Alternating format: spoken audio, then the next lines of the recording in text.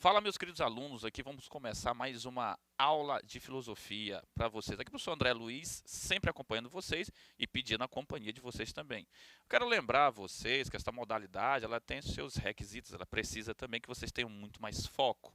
Então, por favor, pega teu material, pega a tua caneta, pega tudo o que é preciso para evitar a dispersão, que a gente sabe que isso acaba acontecendo. Hoje nós temos uma aula maravilhosa, um tema muito importante para vocês. Nós vamos falar sobre o começo da filosofia. Olha só aí. Então, esta aula maravilhosa foi pensada, planejada para vocês. Então, fique em casa, mas fique conosco e fique estudando. Vamos falar de quê, professor André? Na verdade, meus alunos, caros queridos colegas de trabalho, nós vamos falar sobre o problema da origem, famosa arqué, alguns chamam até axé, não é axé, é arqué. Tá? Ali, os gregos, ou aqueles que estavam com a cultura grega lá na Ásia Menor, os famosos pré-socráticos, ok? Vejam só, este tema, ele está um pouco além já daquele elemento chamado mitologia, certo? Depois da mitologia já vem um novo discurso. Que discurso? O discurso da filosofia agora, certo? E quem são os primeiros filósofos? Que estavam ali bebidos pela cultura grega, envolvidos pela cultura grega, mas na Ásia Menor. Então, nós vamos ter uma fusão muito grande entre parte da cultura da Hélade, helênica, grega, e a cultura árabe, a cultura da Ásia Menor, certo? Aquela região ali, mais precisamente hoje onde está ali a Turquia, das viagens que a Hélade fazia e de todos os processos que essa Hélade acabou vivendo, acabou compartilhando e trocando muitas experiências e também trocando necessariamente muitos conhecimentos e muitos afazeres, correto? Então vejam só, nós temos aqui os pré-socráticos, que são considerados os primeiros filósofos. Então pega logo essa dica para ti que é muito importante. Nós temos os primeiros filósofos, que são os pré-socráticos, portanto, correto? Estes primeiros filósofos, eles estão, certo, no começo dessa caminhada, ok? Eles estão ali na origem da caminhada da filosofia, certo? E dando os primeiros passos, ok? Qual é a preocupação desses primeiros filósofos? Esses primeiros filósofos, eles vão buscar o que a gente chama de pensamento cosmológico, ou seja, eles estão preocupados com uma cosmologia, ok? O que é essa cosmologia? Ah, professor, essa cosmologia fala de quê? Essa cosmologia é a famosa origem do universo. Olha aqui. Então, nós temos aqui a origem do universo. Correto? Então, vejam só. Ah, professor, mas o mito também fazia isso. Verdade, concordo com você. Mas existe uma diferença básica agora. Esta origem do universo, ela vai ser buscada através de um princípio originário. Olha só. Princípio originário. Ok? Este princípio originário é o que nós consideramos como a arqué. Ok? Que está aqui ao quadro. Olha só, perfeito? Este princípio originário é justamente ele que, de forma mais racional do que no mito, nós teremos agora, portanto, uma resposta filosófica. Essa busca por este princípio, de uma forma muito mais racional, de uma forma muito mais observável e até experimentalmente demonstrável, por exemplo, em que eu tenha na concretude da própria natureza. Então, este princípio originário, certo? Este princípio originário, ó, o nosso famoso princípio originário, ele vai ter de ser observável, olha só, olha aqui, observável, correto? Ele precisa trazer esse caráter de observação ou de demonstração, perfeito? Então, aqui nós temos também a demonstração, ok? Então, olha só, a observação da própria natureza, geralmente, a demonstração de uma forma mais lógica e racional, ok? Então, isso tudo aqui me traz uma nova compreensão sobre o universo e sobre as explicações de onde, de que forma, como e de que maneira este universo teria surgido. Diferente da mitologia, que vai apelar sempre a metáforas, a imaginação, a fantasia, a cosmologia, a busca por uma origem do universo, de um princípio originário que possa ser observável e demonstrável na própria natureza, tá? Estes elementos aqui, eles mostram, certo? Essa diferenciação, essa separação, que diferente do mito que apela ao transcendente, aqui nós temos um elemento imanente, ou seja, é a natureza, pela própria natureza, é a observação da natureza, é a consideração dos elementos que estão na natureza ou a partir da natureza, e não naqueles elementos que estão para além da natureza. Então, veja só, aqui nós temos o princípio chamado imanente. Ok? Olha só, o transcendente é do mito, está para além da natureza. Aquele que está dentro da própria natureza, onde eu posso observar e posso demonstrar de alguma maneira, agora pertence aos pré-socráticos, certo? Pertence aos primeiros filósofos, pertence a este princípio originário dentro da própria natureza, para que eu descubra de onde o universo teria surgido. Olha a diferença entre uma explicação mitológica transcendente, para além da natureza, e uma explicação pré-socrática imanente, ou seja, a partir ou dentro da própria natureza. Correto? Pegou essa aí para ti? Anotou isso aí? Então não me deixa sozinho. Pega aí a canetinha e vai continuar. Presta atenção, foco. Senta aí, fica agora prestando muita atenção que a gente vai evoluir agora no conteúdo, certo? Nós já sabemos que existe esse princípio originário, ele precisa ser observável, demonstrável, ele tem de estar na própria natureza ou ser a partir da natureza. Ele é imanente. Agora nós vamos aqui listar os principais pré-socráticos. Nós temos muitos, mas nós não temos tempo para tudo. Então eu vou listar para vocês alguns e quero que vocês prestem atenção, certo? São os mais usados nos livros, nas aulas e nas provas de vestibulares, correto? Então acompanhe aqui comigo. Veja só. Nós temos Tales de Mileto, famoso Tales de Mileto. Aqui, perfeito. Vocês devem conhecer ele bastante da matemática também. Tales é conhecido o primeiro filósofo da humanidade, ok? Este aqui nós vamos logo assinalar como o primeiro filósofo. Ser professor, eu já ouvi dizer que é Sócrates. Não, presta atenção, tem uma diferença aqui. Presta atenção nessa parada certa. Olha aqui, ó. Olha o nome do rapaz aqui. Presta atenção no nome do autor. Isso, Tales de Mileto. Ele é o primeiro filósofo, certo? Ele é o primeiro filósofo da humanidade. E aí ele usava um princípio originário. Qual era o princípio originário dele? A água. Olha aqui. A água, para Tales de Mileto, deu origem ao universo. Presta atenção.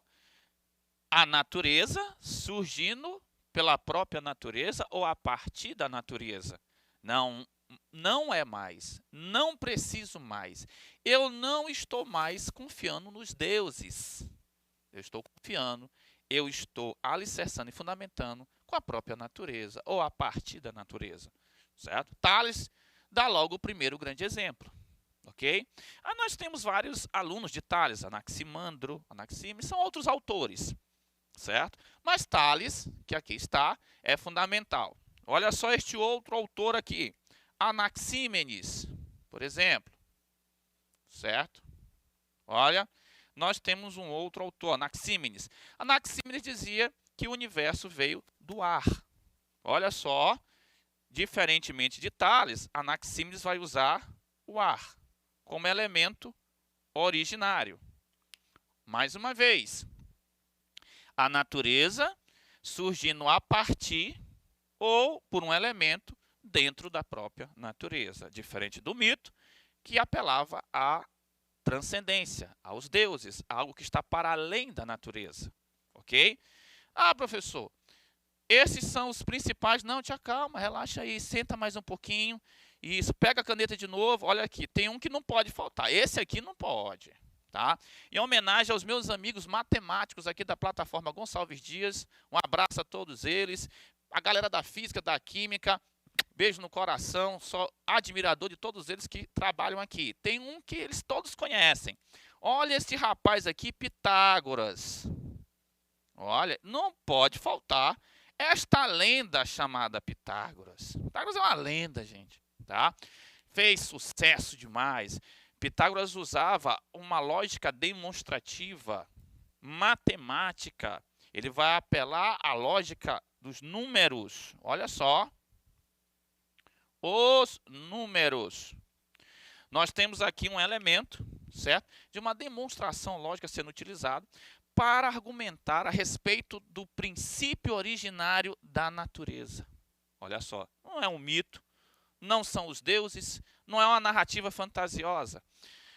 São os números que faz menção a uma demonstração matemática, correto? Olha a diferença.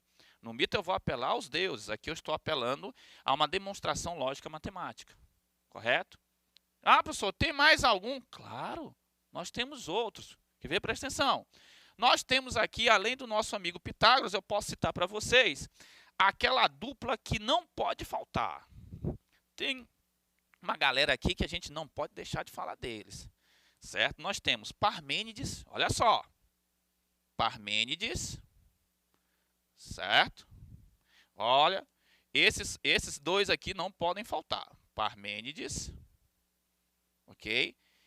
E Heráclito, eu sempre separo eles aqui, boto em evidência porque eles são muito utilizados em provas de vestibulares, citados em livros, vem na literatura universal, em todo o mundo, as pessoas adoram o tratamento sobre esses dois grandes pré-socráticos.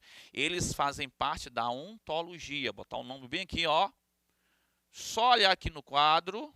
Então vamos lá, vamos acompanhar aqui para todo mundo não se perder.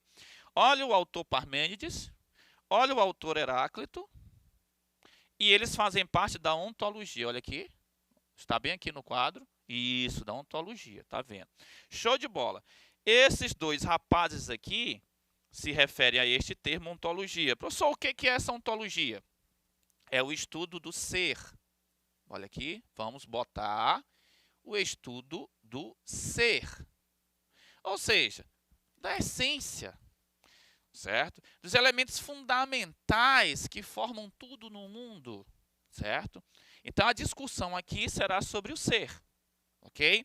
Então, aqui, em Parmênides, eu tenho que o ser não muda, ele nega o movimento, olha, o ser não muda, certo? Aqui existe a negação do movimento, o ser é sempre a mesma coisa. E Heráclito, tá? Ele vai afirmar o devir. Ó, tudo é devir, certo? O mais correto é você traduzir a palavra devir pela palavra fluxo. Então, eu vou colocar a palavra fluxo aqui, certo? Para que vocês possam identificar sempre, tá? A melhor tradução é a palavra fluxo, mas muitos trazem como movimento. Então, olha a dica interessante. Parmênides, ele nega o movimento. Heráclito afirma o movimento, portanto, certo? Em Parmênides, o ser não muda. Em Heráclito, o ser ele vai possuir um fluxo, uma mudança maior do que na compreensão de Parmênides. Portanto, aqui nós temos, então, certo? Dois pensadores que estão um na contramão do outro, percebe? Eles não falam a mesma coisa sobre o mesmo tema. Eles estão diferentemente tratando o mesmo tema, só que em abordagens aí que partem de pontos que não são os mesmos, correto? Um vai negar a mudança, o outro vai afirmar a mudança. Um vai negar o movimento, o outro vai afirmar o movimento. Compreende? E isso é muito utilizado em provas de vestibulares, porque eles têm aí um paradoxo instaurado, certo? Eles vão apresentar o mesmo tema de formas diferentes, certo? E fica aqui uma dica para ti. Esta discussão, ela vai ser tão fecunda que até os famosos filósofos da era socrática, Platão e Sócrates, e da era sistemática, como Aristóteles, vão ainda tentar resolver este problema. Existe o movimento, tá? Ou não? Como é que fica? Se existe o movimento, Heráclito vai ser o grande detentor do saber. Se não existe o movimento, Parmênides o será. Mas existe ou não o movimento? Como é que eu respondo isso? Esta grande contenda aqui, este grande problema, esta grande problemática, esta problematização, ela é fecunda? Vale a pena continuar?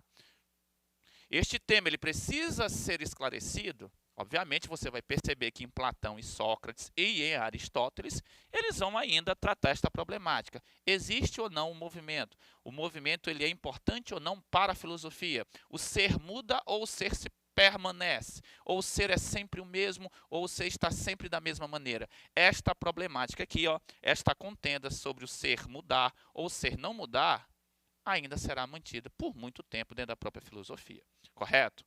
Então, são dois autores muito utilizados. E este problema, se o ser ele vai movimentar ou não, será que o ser movimenta, será que o ser não movimenta, vai permanecer até a filosofia contemporânea e muitos outros autores, meus caros. Tá? E aqui nós temos uma grande problemática da filosofia até, para que possamos continuar os nossos estudos, portanto. Correto? Veja só, daí a grande importância desses dois autores. Por isso eu estou dando tanta ênfase sobre eles, porque na filosofia antiga, na filosofia medieval, na filosofia moderna e até na contemporânea, este problema de que se há movimento ou não, ele será ainda mantido e vão tentar respondê-lo de muitas maneiras. Correto? Mas, professor, eles encerram aqui? Não, peraí, está faltando um cidadãozinho aqui muito interessante, chamado Demócrito. Olha só, o nosso amigo Demócrito, tá? Ele já vai pegar um outro princípio originário.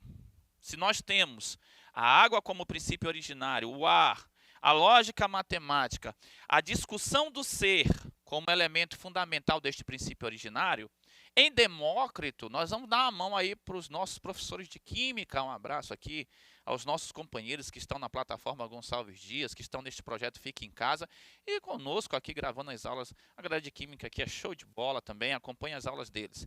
Mas o nosso querido amigo Demócrito, ele vai citar nada mais, nada menos do que o átomo como princípio originário. Olha só. Ah, professor, eu conheço o átomo, eu já estudei o átomo, eu conheço. Ali eu já tive aula, tem aula na plataforma, também já tive aula presencial na época que estava tendo. Gente, é esse átomo mesmo. Ele é muito interessante, é muito importante e vai surgir aqui dentro da discussão do princípio originário do universo nos pré-socráticos. Olha que coisa bacana. Nós herdamos isso. Nós herdamos essa discussão. Nós deixamos esta reflexão, certo? Ela vai repercutir e ecoar até hoje. O átomo é um elemento que está presente até hoje, sendo estudado. Obviamente, não da mesma maneira como era neste período aqui, certo? Então, vamos aí ter a nossa salvaguarda. Mas Demócrito já trouxe, já trazia, já sugeria o átomo como princípio originário do universo, correto? Então, veja só, o nosso amigo Demócrito traz este princípio que está presente até hoje nas nossas discussões em sala de aula, na educação e no conhecimento em geral do mundo inteiro. Veja só. Pessoal, nós temos outros? Temos outros. Temos aí, Anaxágoras, inclusive Anaxágoras é que leva a filosofia até Atenas, por exemplo. Nós temos Empédocles, Zenão, vários outros pré-socráticos. Mas, como o nosso tempo é limitado, eu tenho de me referir àqueles que são os mais citados a vocês, ok? Então, vejam só, os pré-socráticos, os nossos amigos que tentaram encontrar um princípio originário para o universo, a partir da natureza ou dentro da própria natureza, mudam o discurso do mito para a filosofia. Forte abraço, tamo junto, acompanhe a gente nas próximas aulas.